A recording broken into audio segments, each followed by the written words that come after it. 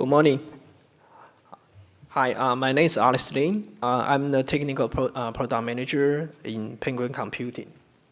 So it is my pleasure to start a conversation of the preferred PowerShell SKU discussion, or in another way, how to standardize the Power SKU options. So just a little bit background update about Penguin Computing. So for most of you guys, you probably have already heard Penguin Computing. We have been in the industry for over 20 years. Our office headquarters is actually just around the corner, 5 minutes away. We are basically a solution provider for both the HPC and the data center hardware and the software solutions. And we have already shipped over 300 OCP racks.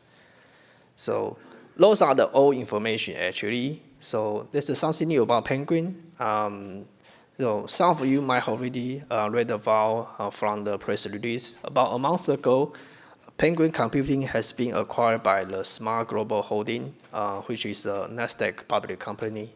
So now we are working within independently and inside the Smart Global Holding groups to continue invest on the HPC and the AI and the machine learning space. So the detailed information should be available from the press release, just FYI. Okay, so cutting to the face, Steve has already mentioned about right now in OCP 2.0, we have a couple of different specification. For the rack, we have a different depths, at least two kinds, and the bus bar voltage definitely 12 volt, 48 volt both. Bus bar numbers 3 and 1, V1 and V2, and also there's another potential optional option is the number of open rack or rack heights. So it is not specified. For example, we have the rack can be as it shows 20 OU or 22 OU, and to the normal 40 OU high, and even to the 44 OU, depends on the project. So that's only the enclosure, the passive part. If we look at the active part, what we have right now, for example, in the 12 volt, those are the information we collect from the public available products right now. And as a Penguin, we provide the system integration and put the lane into the solution. So that's why we got a chance to survey and compare all the different power SKUs. So you can see for the 12 volt, because that was the first generation product, so everybody start from the specific project needs. And just looking at the high level spec, for example, form factor, power capacity, and the bus bar, you have all kinds of range. You probably can say the input will definitely depends on the facility. That is true. So that part might be just available, but all the form factor and the capacity difference will actually create some kind of a consideration or concerns in terms of project and or how we work with the customer to refine the solution. So move forward for the coming or 48 volt DC.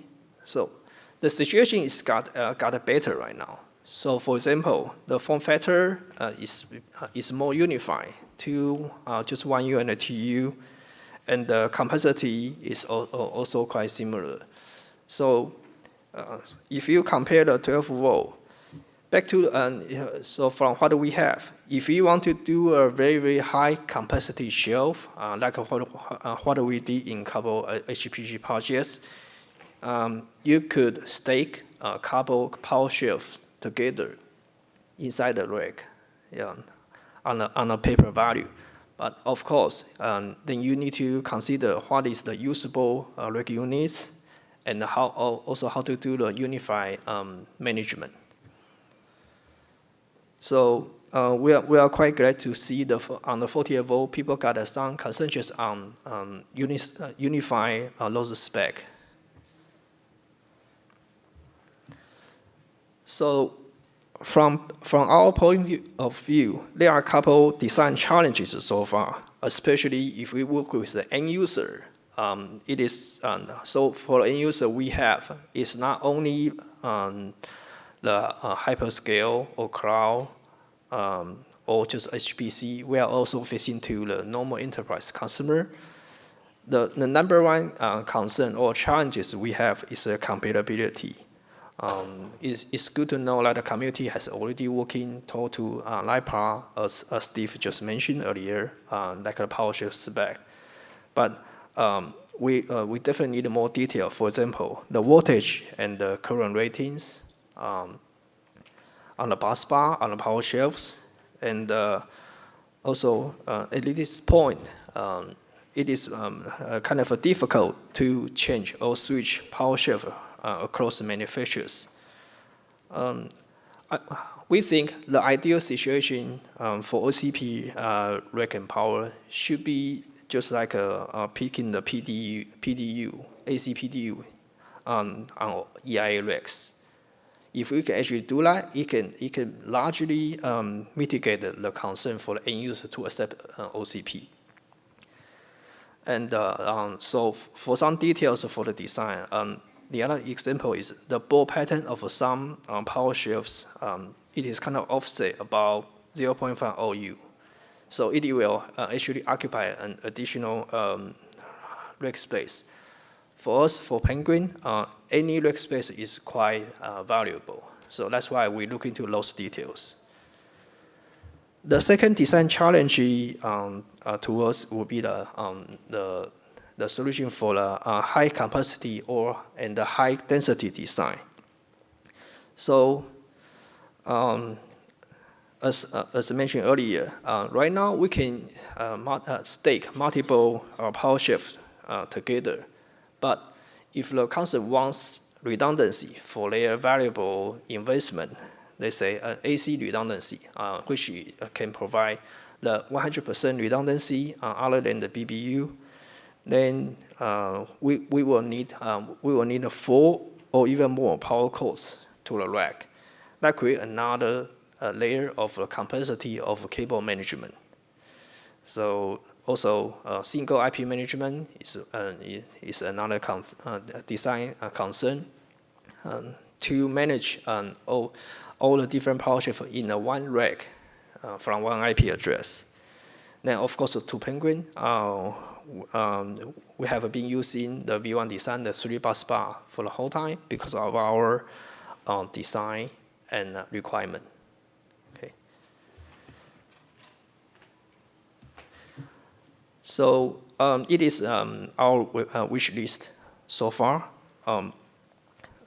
We are looking forward to have a more unified or standard-based PowerShell and the bus bar for all sort of open racks, no matter it's full high or half high. And for the 48 volt, right now the spec only mentioned about one bus bar, but we think the 3 bus bar can actually achieve a higher power and a lower build cost. For example, the PDD space can be smaller inside the server chassis, and also we can save further on the bus bar materials if we use 3 bus bar instead of 1, and also maybe more redundancy as well. And the last point it will be hopefully we can make just use two power cores to each rack for A plus B redundancy. Okay. Any questions regarding all the information earlier? Yes.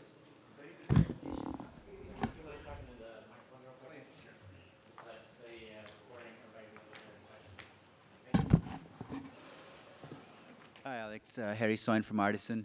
I was wondering, in terms of defining the power blocks, like you mentioned 3 kilowatt, 6 kilowatt, is there a preference, or where do you see, based on the 300 racks you shipped, how do they sort out, and where do you want to see that go? So usually, I think from customer or solutions point of view, we're looking for at least we can provide 20 kilowatts per power zone, but nowadays sometimes even higher. That's why we have a certain design. We can do even more than 50 kilowatts. So the customer usually they will not tell you what's the specific dimension they need. They will just tell you, okay, this based on the compute nodes or GPU server, you tell me what I need. Right. Yeah. So this is forced air cooling, right? Right now it is it's basically for the air cooling, but we do have a certain liquid cooling. Okay, my final question. So have you seen with the forced cooling anything pushing above 30 kilowatt? Forced cooling, anything more than 30 kilowatt, yes. Oh, you have? Okay. Yeah. Thank you. Is there any other questions? Okay. Thank you.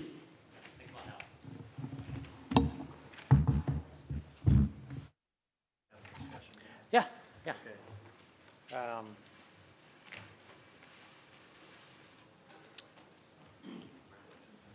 Okay, so what we just saw there, right, was Alex essentially just setting up some of the complexity associated with a lot of the breadth that's already out there right now, and as we go forward, it's just going to continue to be more, right? So right now we've got some time set up on our agenda up until noon, right, to kind of have a discussion around this particular problem.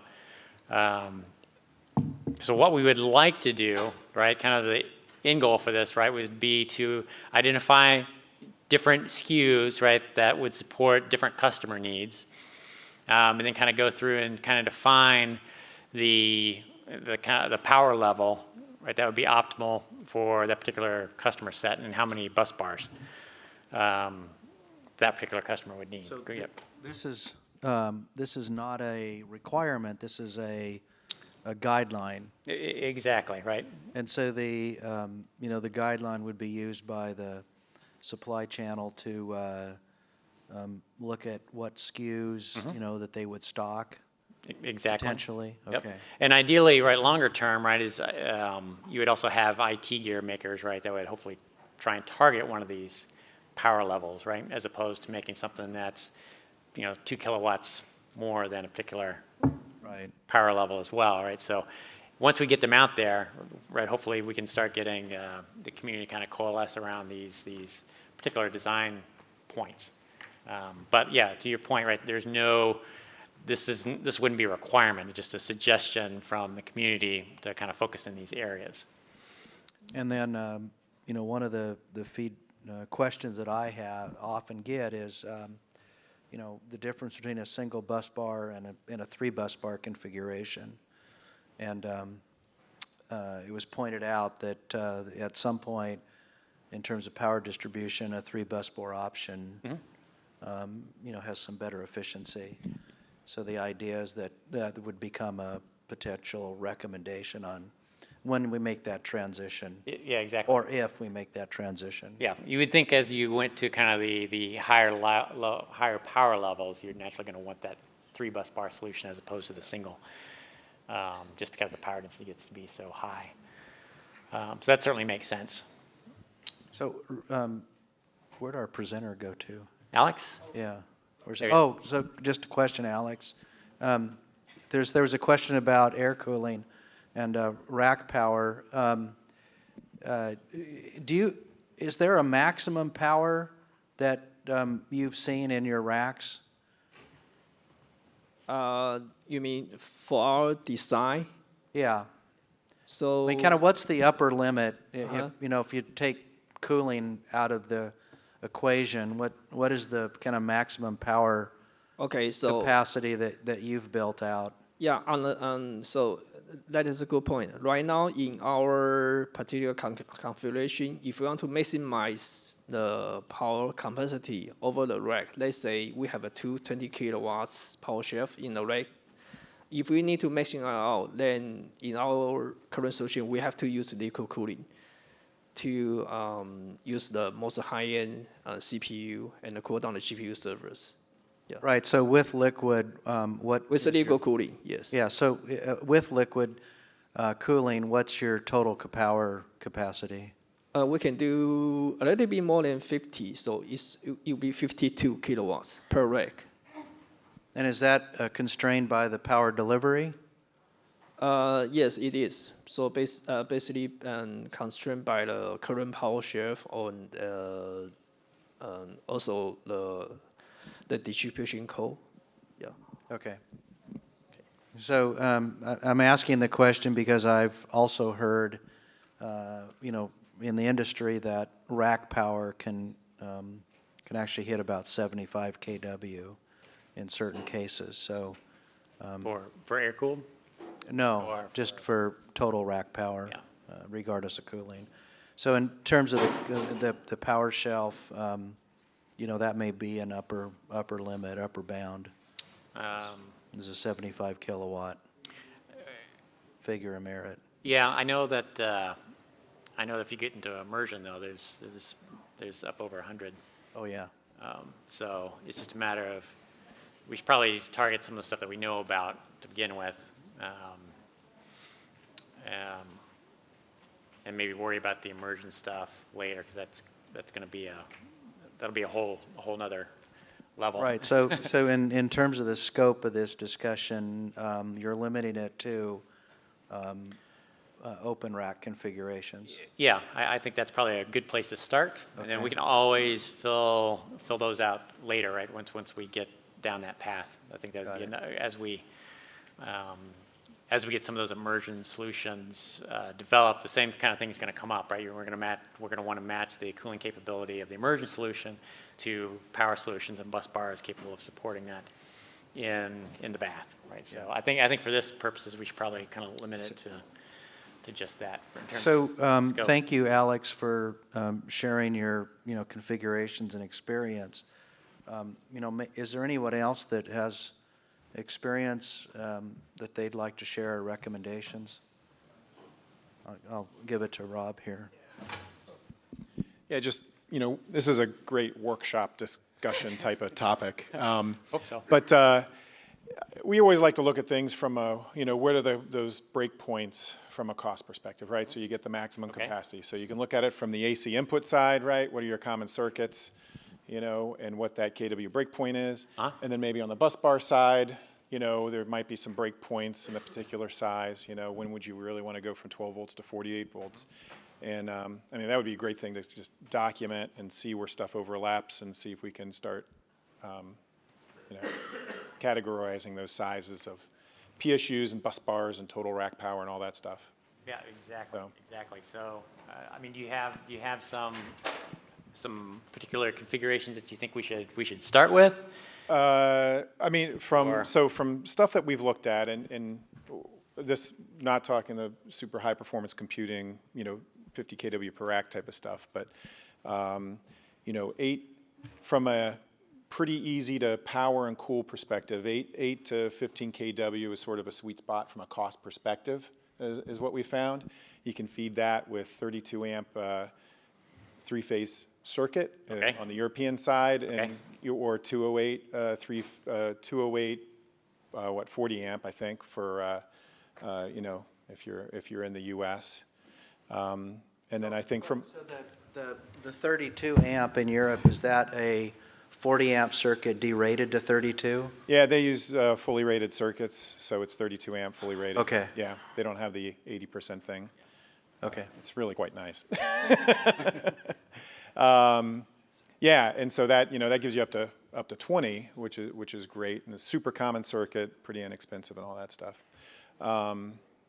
So on the AC input side, those are some pretty easy breakpoints where you can get one circuit, with two with redundancy. So I guess what I'm hearing you say is that we ought to look at those breakpoints. As one one of the inputs, right? Yeah. So, So 32 amp, 40 amp, And yeah, 208 US, and then you can do 277 obviously too, but which will Get you a little bit more, but yeah. Okay. What else? Other breakpoints? Yeah. You guys know? I mean, So do you have any thoughts on breakpoints between Yeah. Is that like 12 and 48? yeah, that's a good question. And then single 3 bus bar. Yeah. No, yeah, Yeah, right. yeah, no, I'd like to definitely open that up to some other folks on that one. Okay. Does anybody else have any background that can kind of help with breakpoints related to 12 volt versus 48 volt?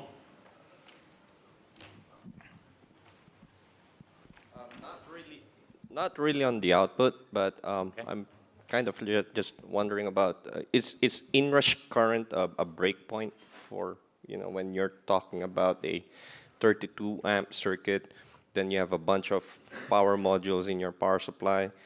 You turn on all of those modules at the same time. Would the inrush current through the power modules be a limiting factor, or? You hope there's a ramp in. Okay. Yeah. Well, generally for AC power supplies, there's some ramp that we can place, but there are the more difficult conditions, like when you miss an AC and then it comes back, and you're between transitions on the circuit. Then Sure. I think we just need to find out if there's really some. Yeah. Okay.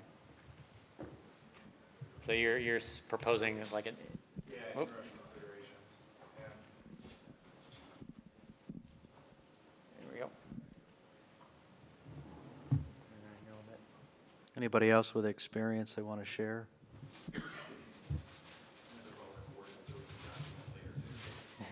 Sure. I was hoping that this would be more for us, right? If we can come up with some of these, right? Maybe we can build out, keep track of some of the stuff we're talking about. Yeah. Here you go. Thank you. I just want to add to what you were saying. Brownout is also a condition we probably ought to consider as well Okay. in this period of power limitations in the system.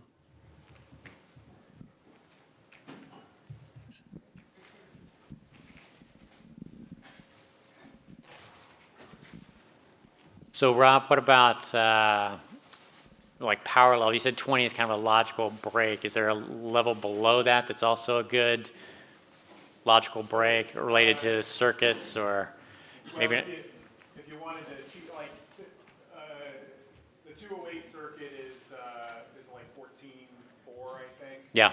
Right. Yep. So somewhere in that mid-teens. Okay. Is not bad. So Is the maximum for a 208 3-phase. and that's 30 amp breaker. 40, I think. Yeah, thank you. Rob, is there a lower limit or kind of a minimum?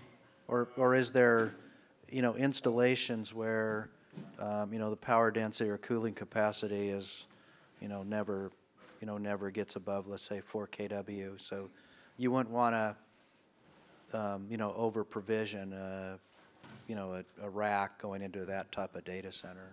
Yeah. Well, most colos are like around 4 kW nowadays, right? Or is that a data center you just want to simply retire and walk away from? Yeah, well, you wouldn't want to, right, if you start to get below 3 and 4 for a new deployment, there's probably some wasted capacity in there. Okay. Okay. That's probably pretty good. We're not going to focus the community around something that's that low, right? There may be applications out there, but that wouldn't necessarily be a design point that we would recommend. I agree, yeah, so upper single digits would probably be in the low point for a starting point, I think, for this. You're saying like 8 kilowatts might be on the low end? Okay. Would hot swappable be a consideration for your power modules? So for me, for the shelf specification, yes, but I don't know if that's a requirement for these SKU designs, right? Where we're trying to identify like the proper power level that we need to be designing around, right? So you could have redundancy, that's true, but I don't know if that would be a requirement for defining the power level. What do you think?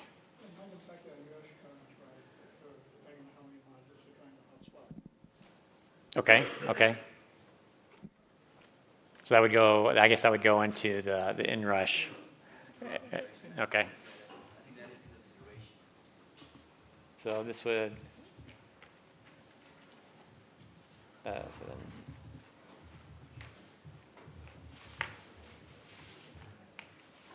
okay. Okay, that's good. Another microphone back. There's another microphone in the back. Maybe you can grab that.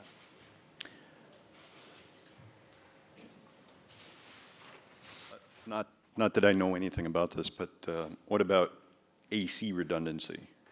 More than, split the phases and take. Right, yep, right? yep. Is that an issue here?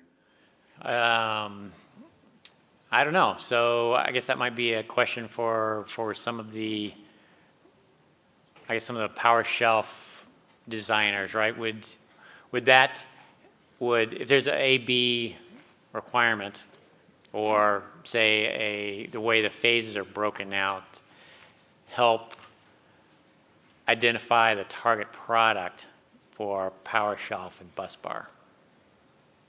You can make, I have an input that we can use the ATS. ATS is used predominant, automatic transfer Sure, switch is one yeah. thing.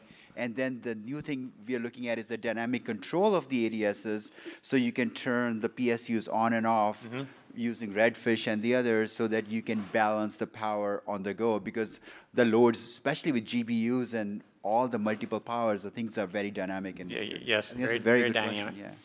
So we're looking at the ATS and the dynamic control of the ATSs. Okay, Yeah. okay. Yeah, I mean, you always deploy power modules pretty much in triplets, right, to keep things balanced. Right. Just everything's pretty much three-phase, so that certainly makes sense. Yeah, I also have some input. I found that probably some of the more difficult in terms of the getting AC into the rack is the AC connector itself. You're not going, in the industry, you don't have a lot of the big point in the suitable AC connector, especially going to the infrastructure bus bars or any kind of AC connector. They just, with the UL approvals, the safety approval, they just don't come into a lot of the different size and range, input voltage and current range. And you need to look at what are the available connection point and connector available. And that may be a limiting factors in sizing your power racks. And you can build a 50 kilowatt power shell, but you probably have to use multiple connectors and stuff like that. That's going to cost more and all that. Yep. So that's a good point. So for me, that's one of the things that would be driven by these power levels, right? So if we do pick a 50 kilowatt, right, then we need to go out into the marketplace and go get that connector, right? So that's where this particular information would be helpful, right? Because then we can go to connector suppliers and say this is what the community thinks that they need, and that'll hopefully generate some interest from them to go off and show us some solutions around those particular power levels. So yeah, I totally agree with that. I think that's hopefully one of the benefits that we would be able to get downstream after we get some of these power levels defined. Because coming up with a standardized interconnect for these different power levels is critical in order for them to be interoperable. So definitely like next step after we can get these identified. Yeah, go ahead. Would power quality be a consideration, as well as, correct me if I'm wrong, but the line regulation for Europe is different than that from us in US? So yes, certainly from an interoperability standpoint, totally agree with that. And that would definitely be something that would need to go into the power supply specifications to ensure interoperability. what I want to focus on is just setting kind of the power level that we think is best. And then those type of details, right, would fall into the specific specifications that we develop for the power shelf for that level, right? So if let's say we come up with like 3 or 4 SKUs, right, then we can go and define what kind of power shelves match up with that power level for those particular customers, which may be different, right? So the specification for the 8 kilowatt shelf is going to be different than what we do for the 20 kilowatt shelf. The input connector, and the number of bus bars, all that kind of stuff would kind of feed into that specification that we need to go and create. Absolutely. Hello? Do you want to specify current share accuracy between the PSUs to help define the overall power level? To define a power level. I think that's part of interop, right? I think leading to that question I was going to raise is, should we define the power blocks? Like, should we have a 3 kilowatt power supply versus 5 kilowatt power supply, which adds up to 14 or 30 we talked about? And then you can say, okay, so each PSU has 50 amps of current. They should be within, at 50 to 100% load, they should be at 2% accuracy, lower current. I think that's a good point. But I think it's the starting point is what I'm trying to get is define the PSU block as, what is right, a particular chunk size, right? And then naturally you can build those out to build some of these higher. Then you can build that. Exactly. That'd be kind of an ideal case for me, right? Is Right. if we can build some of these more, the higher level, power level from smaller chunks that are predefined, right? Now you can kind of Then you get can add this, to that. we can kind of extrapolate from that. So Single fault might be another another consideration. So what I'm thinking of is like you have 3 bus bars at the back. yeah, yep. Right. If one bus bar shorts, then you have the 2 remaining. That probably cuts your power in half. Yes. Right there. Yep, yep. So just another input. From a specification standpoint, totally agree with that. Totally agree with that. Hey, Brian Johnson, Power Rocks. Two kind of separate things. One, just to run on the talk about input compatibility, that if you want to consider provision for HVDC or even hybrid inputs, whether it's, high voltage AC support, DC combination, right? Yep. And then I'm curious, and perhaps this ties into the interop aspect too, but if you want to consider compatibility and hooks within supply itself for supporting localized energy storage, which has 2 major applications, right? I mean, one in terms of the peak shaving application, and the other in terms of actual holdup or catastrophic energy storage. But as there's more provision at everything from the rack to the grid level, for especially for localized energy storage and peak shaving, I'm wondering if there's more intelligence that needs to be put in the front ends themselves to be able to interact. Whether it's able to manage heads up or energy awareness and demand or whatever. Thank you. Yep.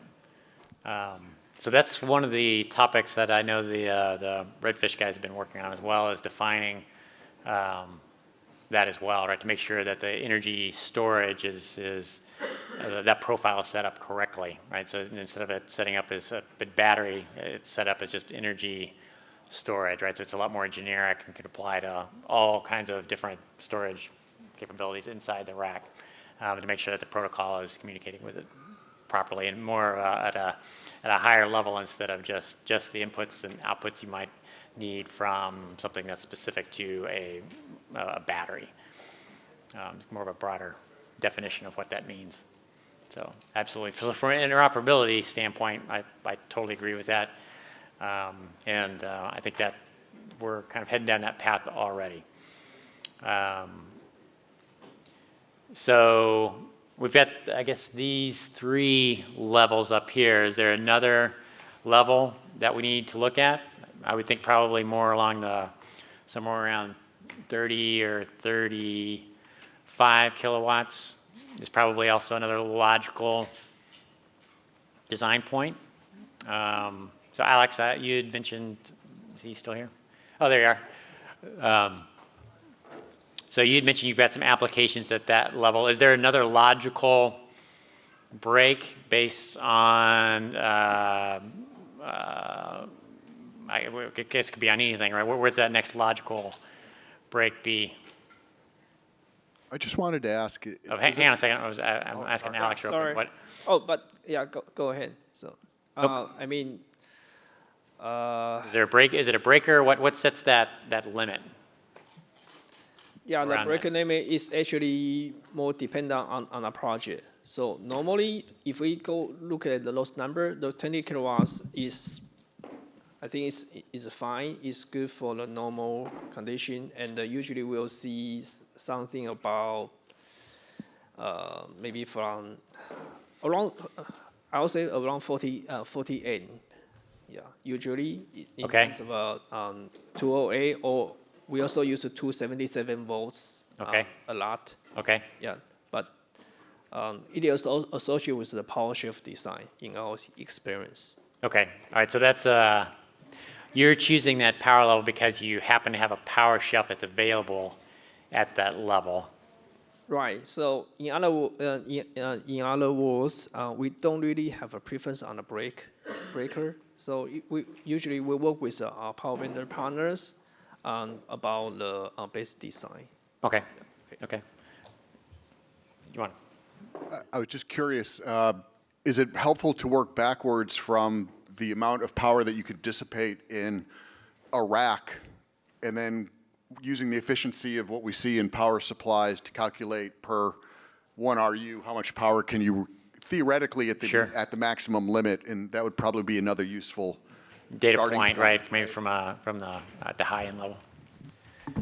Yeah, so I tend to agree with Rob more often than not, but specifically with power, because if I disagree, I'm going to be wrong, because he's a smart guy. But I ask about power capacities in data centers around the world, and clearly the number that you get is around, the low end is today designing, a data center built in the last 10 years, it's probably 7.5 or 8 kW. And there's plenty of 4 kW data centers, don't get me wrong, but I think today they're designing around 7.5, 8. And then there's kind of a natural upper limit of that kind of 14 to 15 kW. So I think that that's one of the ranges, is that, we don't need to do anything below 8.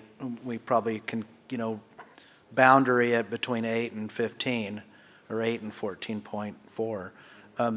So that's a boundary based on cooling capacity in the facility.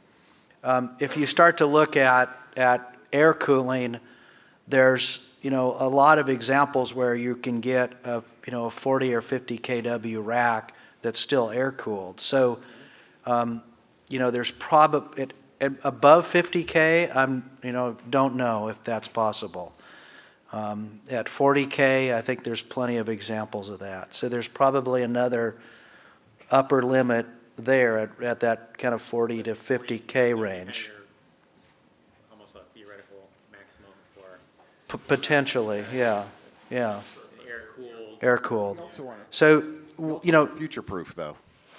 Future-proof when you're doing right, this. right. And so at that point, when you go outside of air cooling, it's a different facility, different white space. So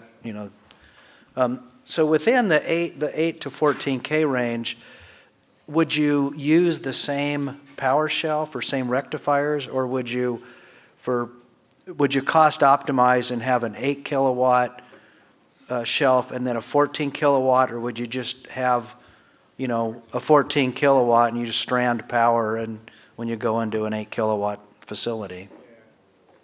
There's a lot of, like, say, 3 kW type of module. You get 6, right? You could do 3. You wasted OU with an empty chassis, but you could do 6 and plus 1 or 9. Thank you. Sorry about that. Sorry. So if you go 6, you do 5 plus 1? You could do 5 plus 1 there, or if you're at the low end, you could do 2 plus 1 for 6, which at least on the power module perspective, you'd optimize, but you'll waste a little space in the shelf cost. But That's pretty trivial compared to what's in the rack, yeah. the rest of the costs that are associated. So yeah, I think there'll probably be a bunch of solutions around that range that probably exist today, from. So where I was going with this, Rob, is that if we said that, that the majority of the data centers are in the 8 to 14 kilowatt range, when you scale up to that 40 or 50, do you scale up by simply adding power shelves, or do you just design a high capacity power shelf? Right? Back to the, the other comment around, how do we scale it in the module? Can we just add more rectifiers there, or, more power shelves, or do we simply replace one of those, that silver box or rectifier with a different, different capacity in the same enclosure, right? Yeah. So I'm trying to think, how do we get to that 30 kilowatt or 28 to 30, or how do we get to 45 or 50? Do we do it in multiples of 14.4? Do we do it in different silver boxes? I think there'll be a different chassis that's rated higher with probably different capacity modules. I think that's a different way of scheming. It's also going to depend on the technology you're using, efficiency. Some technology will enable you to have a higher power module per module. Some technology will, limiting the amount of power per module, but maybe in a more cost-effective manner. So there's going to be a different way of, attack this problem, depending on the cost perspective, the size perspective, and the available technology, components perspective, and also configuration as well. So either you have a separate AC core to each power module, or centralized AC distribution per power shelves, and all those would come into different factor. So when you said different technology, are you talking about capacitors, FETs, switching frequencies? Exactly. Connector. Okay. I always referring to connector because in my, I'm on the application side that always encounter issues in connectors. It's just one of the my biggest pain in my rear end. So I wanted to just throw something out there for that higher level that you're looking at. So I think the 14 kilowatt, you had the 12 versus 48 volt. I think certainly you can go higher than 14 with 12, but it becomes unruly. So so what we've found is that 35 kilowatts is a good point at the 48 volt load. And that's 35? 35, yeah. Volt. And that's with a 100 amp breaker on a 3-phase 240 line. So it'd be a 415 transformer with 240 lines. So that works out. That also works out matches well. Standard breakers, standard cabling, standard connectors. Right, you can use the big IEC 5-pin connector for that. And again, it makes more sense for 48 volt versus 12 volt at that level. So you're using 415 3-phase? And Yes. 240 on each leg? Yes. Got it, okay. Okay, that's great feedback. So going back to the 8 and the 14, do we feel that there's enough demand out there in the future to encourage power shelf and bus bar suppliers to go off and develop an 8 kilowatt solution? Or do we think there's going to be a lot of data centers built around that power level? Or would it just be probably somewhere in between 8 and 14? So we should really just be focusing more on the 14 as everything drifts up. They're both out there. Dirk's got one. Okay, so I have a follow-up question, probably for the power supply vendors. Want to go back to the high power 20K and above. Let's look at 2 years from now. What's the most cost-benefit model. If you look at this as a one system, right? I don't care if you have a high-power single unit or you have multiple units for the system, 20K, 30K. What's the most cost-effective solution? AC or DC? 208 volt or 480 volt? Can you comment on that? So I personally can't. That's not my I mean, expertise. But anybody else that if you, yeah, go ahead. I think the 380 volts is by far the most efficient approach. I think most people would agree with me on that one. That 380 DC is by far the most cost-effective and efficient approach. But there has, from a data center, I was at the all of us thing. The challenges are how do you distribute that power and how do you safely go from there. Is it cost effective because of the standardization of that 380 volt parts? No, it's distribution losses. Distribution losses the current gets to I square R gets tremendously low. Okay. So the other point, just to build on what you said, perhaps, the transition from a single phase PSU to a three-phase PSU, I know the G is working on the 6 kilowatt, so perhaps, you standardize a single phase module up to 4 kilowatt and then move to 6 kilowatt for three. I think that's another discussion we need to talk about on this one. So efficiency is another point, how efficient you want to be. 48 gives you that advantage plus. So 48 may be a sweet spot in terms of efficiency plus lower distribution losses. So I don't know if that answers the question you were. Yes. So what is power efficiency? The other is cost. So do you see the conflicting or Can I get both? Well, let me try to answer that. I have a little bit of experience with that. So there was a presentation done by Google when the 48 volts were added to the specification. And they did a really nice job at comparing 12 versus 48. And I think the conclusion is that the 48 volt bus bar was about 2% better efficiency, okay? Now, the issue there is that you have to run your loads off of 48 volts. And so all of your IT equipment in the rack runs off 48 volts. If you have a really high current device, you're going to have an expensive rectifier there or converter.